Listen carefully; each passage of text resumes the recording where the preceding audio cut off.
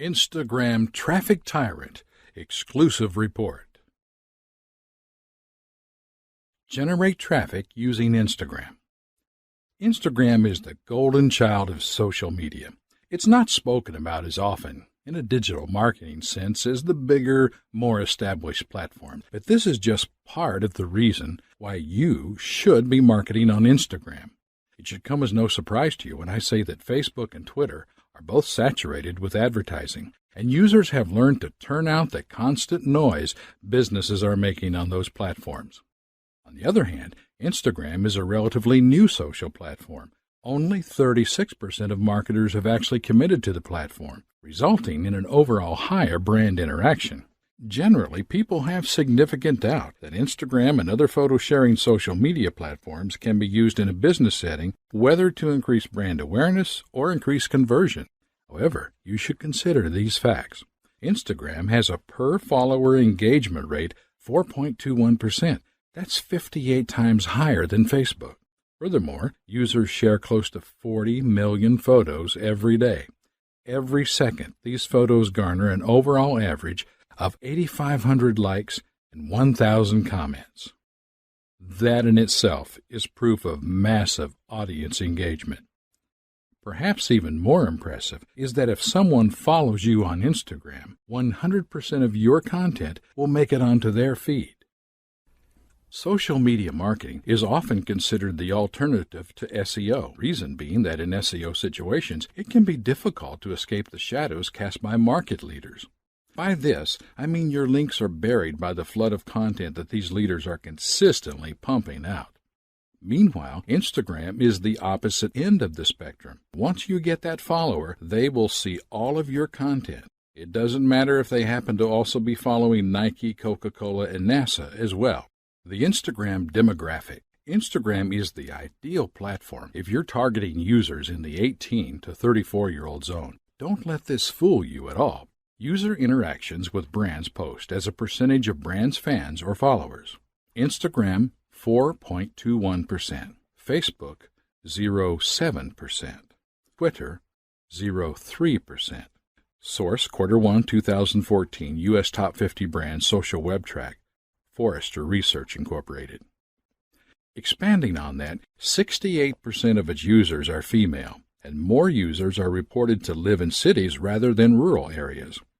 Have you ever wondered why Instagram is so popular in the fashion industry? Well, if you're selling younger women's clothing, you should already be on the platform. There are millions of users, and it's more than possible to market to other demographics on the platform. Always keep in mind who's using the platform when marketing on Instagram, and you can properly target your audience. The secrets of a successful post. Now that you understand a bit how you can use Facebook to market your brand or really anything, it's time to look at some of the most common Facebook posting mistakes that marketers make. One of the fundamentals of digital marketing is that you give away free content so that, in turn, your audience will see your online presence as valuable. On Instagram, you have to view your post as your content. That's what you have to work with. This post perfectly targets Instagram's demographic. Look at how it's been structured and try to decipher why it works. What I'm attempting to draw to your attention is that nothing is actually being sold. This post is a photo of a well-dressed model. Maybe the audience comes along and likes what she's wearing, and they think it's something they would like to wear. The audience then considers this quality content, so they comment, like, or follow. If you read the text, the audience is being asked to click a link and go to a blog. A lot of them are even tagging their friends, which creates a viral reach effect for traffic. Great post. Like I said before, it isn't selling a thing. Social media marketing is all about being social, and it's important that you measure the success of a post by the overall audience engagement. If you make content people are talking about, it will end up being shared around and as a result draw in a larger audience. From there, you can direct them down your marketing funnel, get them on your list, or do anything else you'd like. How is this engagement measured? Starting off, we need to set objectives or goals, actions that we would like to see people taking after seeing our content. In a marketing context, we tend to call these action conversions. A conversion is any action that a lead or visitor takes that you deem beneficial to your business.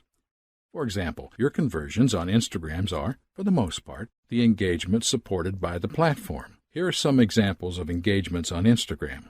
Receiving a like, a new follower, a user following a link to your landing page, a user playing a video. It's essential that you place focus on doing the social stuff first and understand that the sales and monetary payoff will come later. How to get people to do what we want. How would you normally get someone to do something for you? Think about that for a second. Generally speaking, you would ask them. Remember, we are marketing to people, not robots. If you scroll back up and look at the American Eagle's post, they are asking people to click on a blog post. Think of it like this. Your content is something you do for them.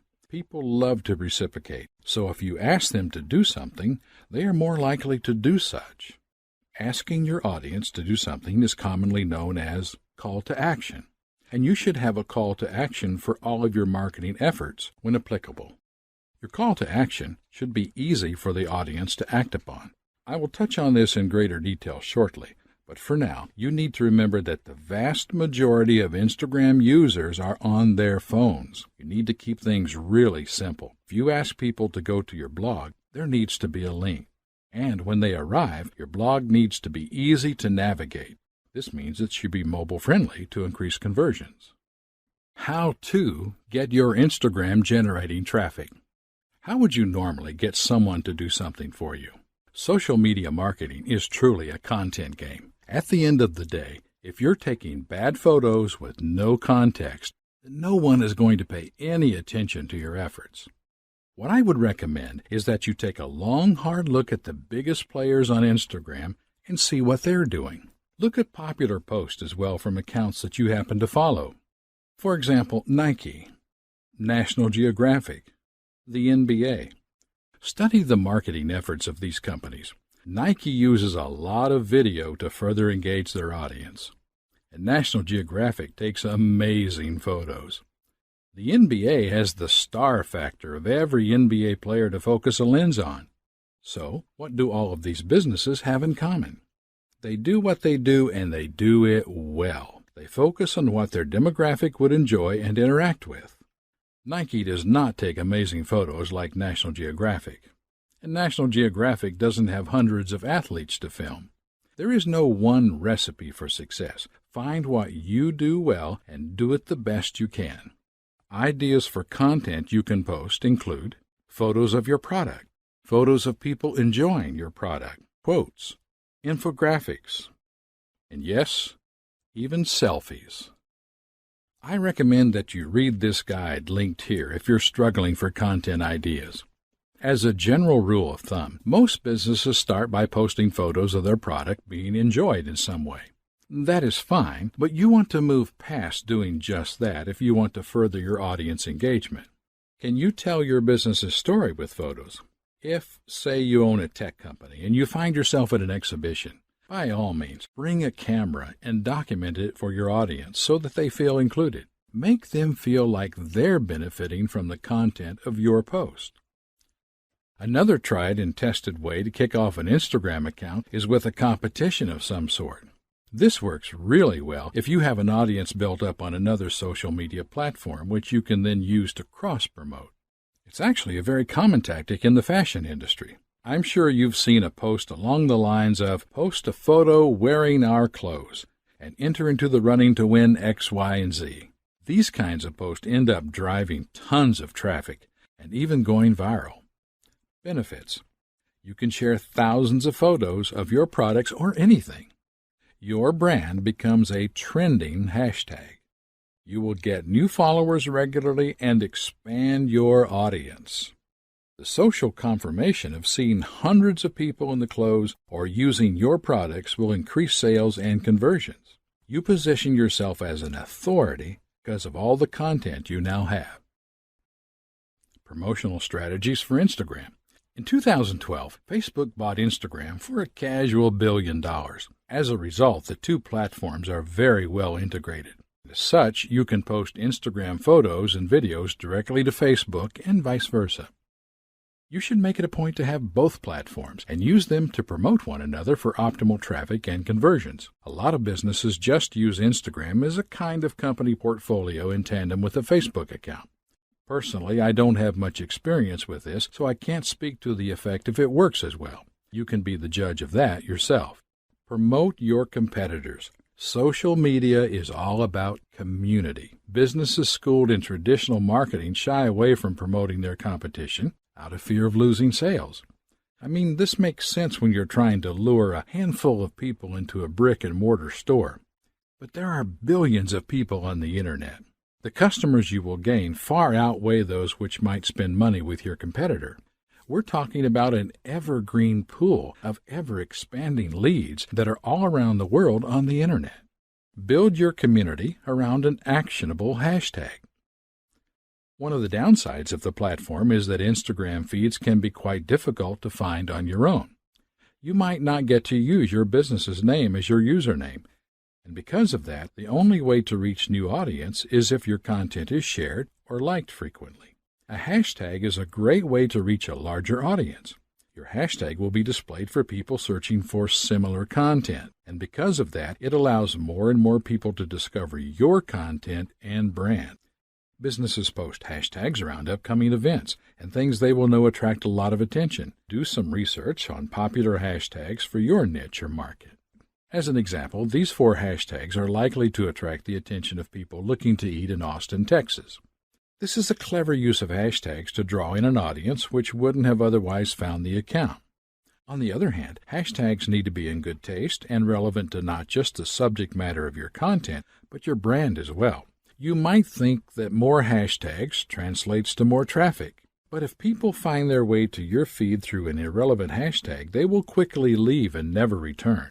Because of that, it's not a good idea to flood a photo with all sorts of hashtags. I generally like to recommend using 2 to 7, and of course they should all be relevant to the content of the post. There's nothing that looks worse than an account you can see is stuffing hashtags into their post. It detracts from the message and the text as the caption.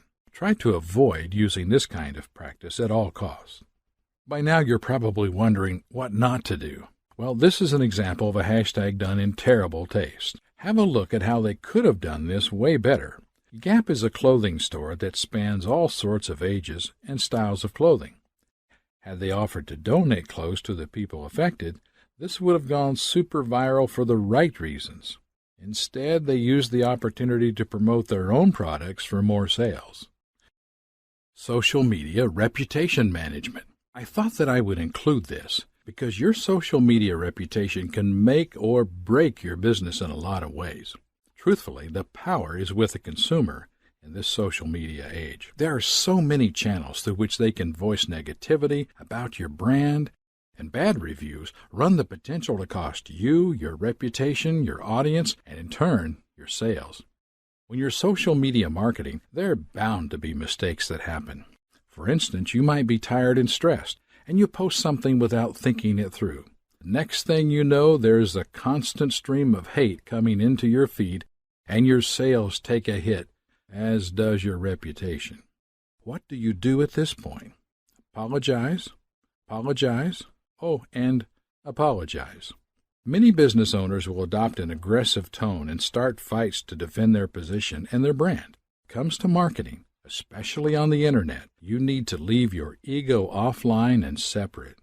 This will only end up making it worse. We are all human and mistakes happen. Own up to it and have a go at making it right.